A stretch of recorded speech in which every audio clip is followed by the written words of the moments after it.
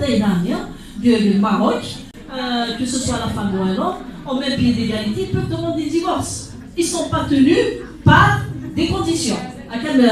Pour une femme, je parle toujours de la femme. Un autre point discriminatoire d'Armien qui controverse et la Constitution et les conventions ratifiées, la femme divorcée qui a le droit de garde, parce que généralement, quand on est libéral, parce que le clair, quand on est libéral, elle est prioritaire, c'est a le droit de garde.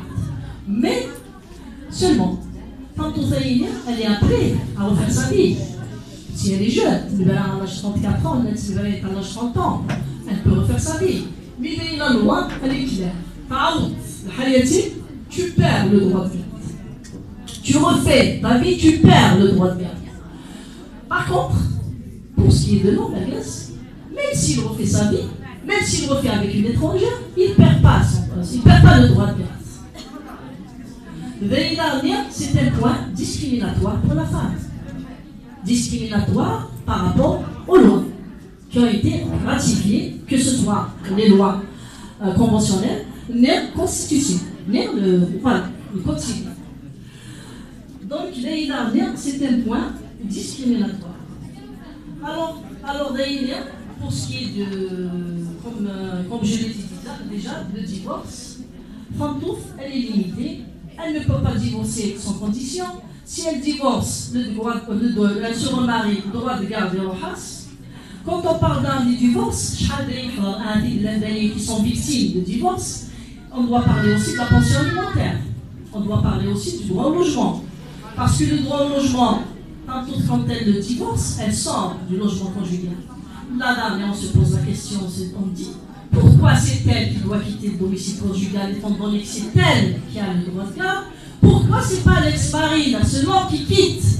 Et moi, je suis étant donné que c'est elle qui a le droit de garde. Dans le code de l'Anquilien, elle a le droit de garde, surtout elle se retrouve du jour au lendemain à l'extérieur. Voilà. Ni pension alimentaire, ni le logement. Donc, les enfants nés, ils sont appelés à être affamés. La famille, la même chose. Bien sûr, chaque fois qu'il y a une élection présidentielle, bien sûr, nous, la victime numéro 1 des par les médias, voilà, on va abroger, on va amender le code de la famille, parce que les femmes, elles sont là, elles n'arrêtent pas d'attendre, d'espérer que la situation se passe.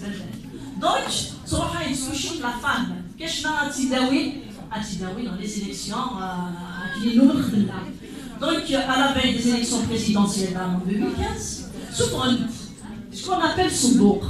Soudouk Aïlia, Soudouk Aïlia des femmes, donc de la loi 1501, il frotte le fonds de la pension alimentaire, et il frotte le mois de janvier 2015. Donc, il y a le journal officiel, mais une loi qui normalement, si elle est promulguée, le nom de du journal officiel, elle est applicable. Elle du journal officiel, 24 heures après, elle est applicable. Mais qu'il y a, voyez, le fonds de la pension alimentaire qui est fait pour mettre fin au spectre de la faim, mettre fin au spectre de la faim, que le qui a un jugement, parce que combien de femmes, et selon des jugements, le droit à la pension alimentaire, un des droits 13 là, les grosses, ça, l'huissier, pour envie d'exécuter ces jugements, elle n'arrive pas. Pourquoi? Ça a des contraintes. Il y a un gaznier, il a refusé d'être boss, il a disparu le lieu de résidence, il y a un mat, toujours bon, il y a une brèche dans le Wakam Belek. C'est possible d'engager une plainte contre cet homme pour non-paiement de la pension alimentaire. Mais c'est la question que l'on se pose, est-ce qu'elle a le temps de faire tout ce chemin? Devant l'huissier, devant les tribunaux, devant le procureur, alors qu'en même temps, ces enfants meurent de faim. Donc, à la veille des élections présidentielles en 2015, même voilà, la pension, il est résolu. Un souffrant de la loyer, de la portant sur le fonds de la pension alimentaire.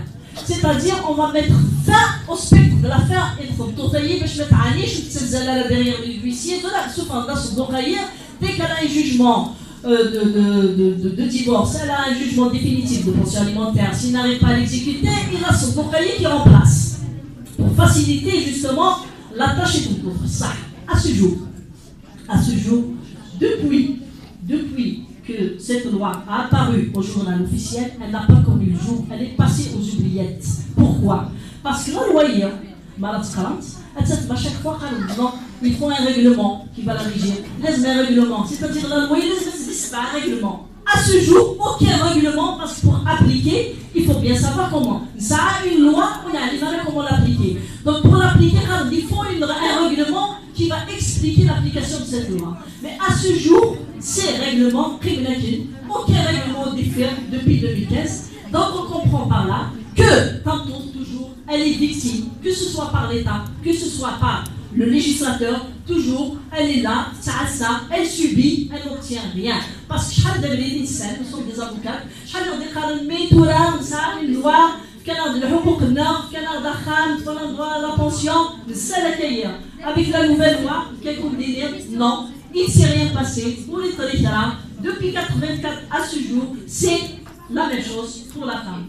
Dans les lois, bien sûr, ici présente, elles aimeraient connaître quand même la loi est différente par rapport l'amendement du code pénal, la loi 1519, qui a amendé quelques articles du code pénal, à savoir la violence faite aux femmes.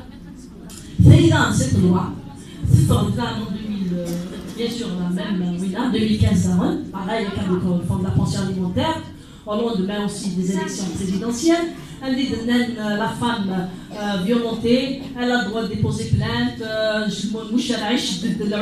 D'une année à 20 ans de prison, il a occasionné 15 jours d'arrêt de travail. Il a et tout. Mais dans la loi,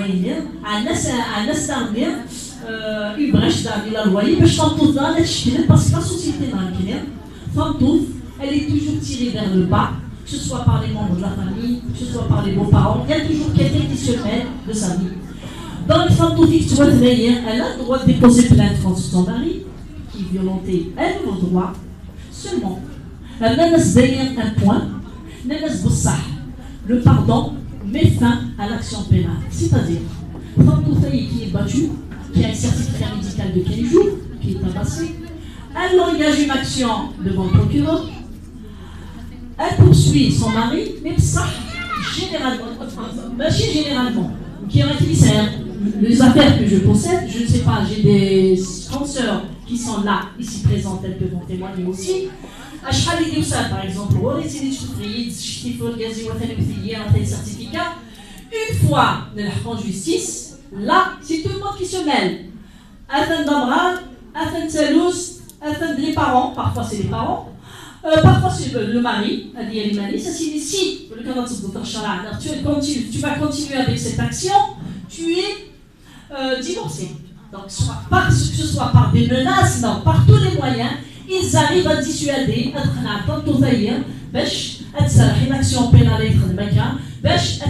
il a déposé la preuve.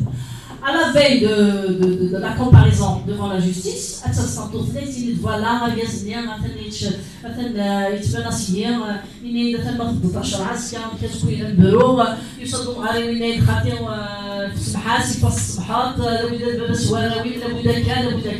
le lendemain, même si elle est violentée, l'action pénale, voilà ce qui arrive. Donc, la loi c'est une loi à l'intime parce qu'ils connaissent très bien que la société dans parce qu'elle a des contraintes, elle a toujours quelqu'un qui la tire vers le bas. La discrimination entre l'homme et la femme.